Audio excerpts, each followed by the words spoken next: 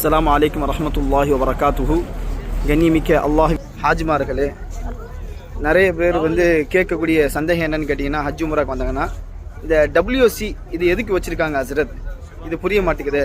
மக்கால வரவங்களுக்கு அதிகமாக பார்த்தீங்கன்னா WC3 அல்லது WC4 WC2 இங்கே தான் அடையாளமாக வச்சுக்கிடுவாங்க ஒவ்வொரு ஹாஜிமார்களும்.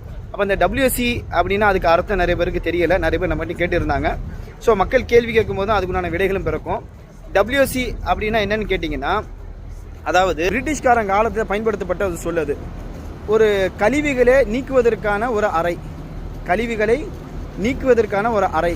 அதாவது இன்றைக்கி நம்ம டாய்லெட்னு சொல்கிறோம், பாத்ரூம்னு சொல்கிறோம். பாத்ரூம்னா குளியல் அறை, ஆனால் இது கழிவுகளை அகற்றக்கூடிய ஒரு அறை, டாய்லெட். இதுக்கு பேர் என்னங்க? இந்த WC உடைய அர்த்தமே என்னென்னு கேட்டிங்கன்னா டாய்லெட்.